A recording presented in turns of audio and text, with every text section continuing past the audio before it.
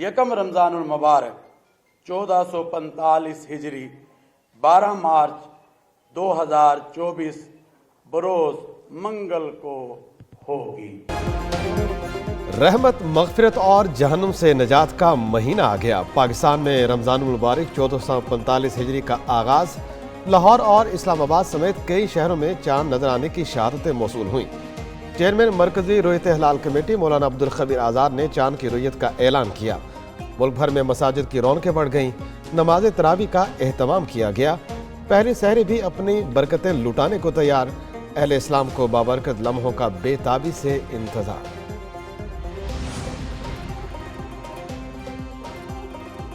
رمضان المبارک میں اسکولوں کے لیے نیا شیڈول جاری۔ پنجاب میں پرائمری اسکولوں کے اوقات صبح 7:30 سے 11:30 بجے تک ہوں گے۔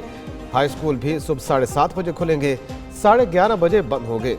جمعہ کے روز اسکول 10:30 بجے بند ہوں گے۔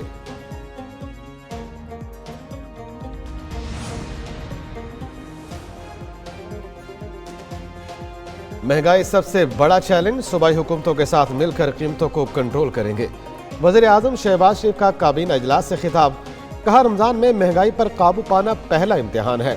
مٹھی بھر اشرافیہ 90% وسائل پر قابض، عام آدمی مہنگائی میں پس گیا۔ اشرافیہ کی سبسڈی جتنی جلدی ختم کریں گے اتنا ہی قوم کا بھلا ہوگا۔ قرضوں کا نزلہ غریب آدمی پر گر رہا ہے، اب وقت آ گیا کرو یا مرو۔ IMF سے جلد چھٹکارا ملے گا، ہمیں سرجیکل آپریشن کرنا ہوگا، اینٹی بائیوٹک سے کام نہیں چلے گا۔ Do solemnly swear that I will bear true faith and allegiance to Pakistan. وفاقی کابینہ نے حلف اٹھا لیا۔ کابینہ 19 ارکان پر مشتمل، 18 وفاقی وزراء اور 1 وزیر مملکت شامل۔ وزراء کو قلمدان بھی سونپ دیے گئے۔ خواجہ آصف وزیر دفاع مقرر، دفاعی پیداوار اور ہوا بازی کا اضافی چارج بھی مل گیا۔ محمد اورنگزیب وزیر خزانہ، اسحاق ڈار وزیر خارجہ، محسن نقوی وزیر داخلہ، اعظم نذیر تارڑ وزیر قانون اور انسانی حقوق بن گئے۔ جام کمال وزارت تجارت، احسن اقبال منصوبہ بندی، رانا تنویر صنعت و پیداوار، خالد مقبول صدیقی وزیر سائنس اینڈ ٹیکنالوجی اور وزیر تعلیم ہوں گے۔ نوٹیفیکیشن جاری۔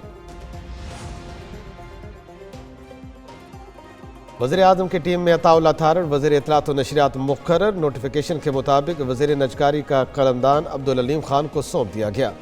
وزارت ریلوے سردار اویس لغاری کے سپرد، امیر مقام ریاستی اور سرحدی امور کے وزیر بن گئے۔ امیر مقام کے پاس قومی ورثہ اور ثقافت کا اضافی چارج ہوگا۔ چودھری سالک حسین کو اوورسیز پاکستانیز کا قلمدان دیا گیا۔ مصدق ملک پاور اور پیٹرولیم ڈویژن کے وفاقی وزیر مقرر۔ احد چیمہ اقتصادی امور اور اسٹیبلشمنٹ ڈویژن کے وزیر۔ قیصر احمد شیخ کو بحری امور، ریاض پیرزادہ کو ہاؤسنگ کا قلمدان دیا گیا۔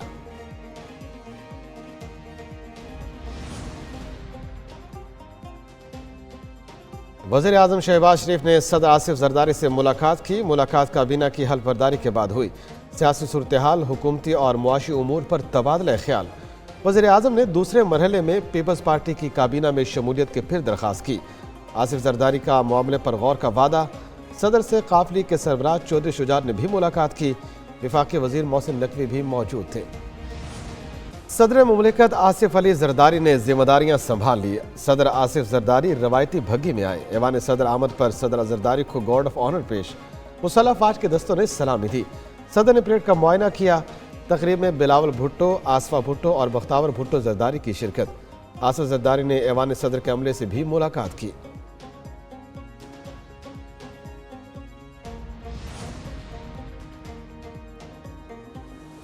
صدر آصف زرداری کا اپنی صاحبزادی آصفہ بھٹو زرداری کو خاتون اول بنانے کا اصولی فیصلہ۔ پیپلز پارٹی کے ذرائع کے مطابق صدر باضابطہ طور پر آصفہ بھٹو کو خاتون اول کا درجہ دیں گے۔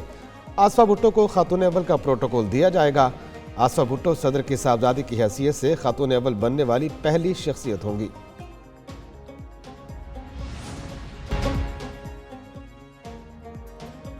PTI کو مبینہ دھاندلی کے خلاف احتجاج مہنگا پڑ گیا۔ مختلف شہروں میں مقدمات درج، رہنماؤں سمیت سینکڑوں کارکن ملزم نامزد۔ لاہور میں فرحت عباس پر بھی مقدمہ، کارکنوں کو سرکاری املاک کو نقصان پہنچانے اور جلاؤ گہراؤ کے لیے اشتعال دلانے پر مقدمات قائم کیے گئے۔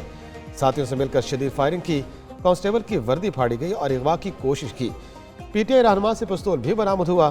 اسلام آباد میں مقدمے میں شیر افضل، شعیب شاہین، علی بخاری، شوکت بسرا اور دیگر نامزد۔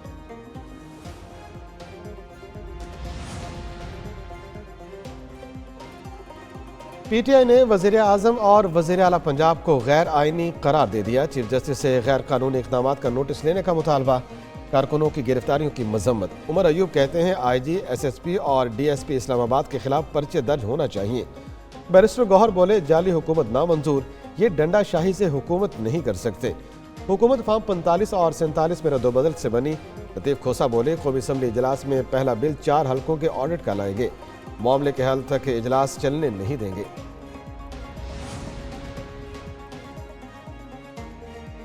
اگر سیاست کی آڑ میں عدم استحکام لائیں گے تو رعایت سے نہیں ہوگی، وزیر اعلیٰ مریم نواز نے واضح کر دیا۔ کہتی ہیں پولیس وین پر حملہ کر کے ملزموں کو چھڑایا گیا، احتجاج کا حق انتشار پھیلانے کے لیے استعمال نہیں کرنے دیں گے۔ املاک کو نقصان کا اندیشہ ہوا تو قانون حرکت میں آئے گا، معاملہ سیاسی انتقام میں نہیں آتا، سڑکوں پر نکلنے والوں کو ذمہ دار شہری بننا پڑے گا۔ مہنگائی میں کمی کے لیے اقدامات جاری ہیں، کسی سے رعایت نہیں ہوگی، گورننس کے مسائل حل کرنے میں وقت لگے گا، جو افسر ٹھیک کام کر رہے ہیں ان کا تبادلہ نہیں کریں گے۔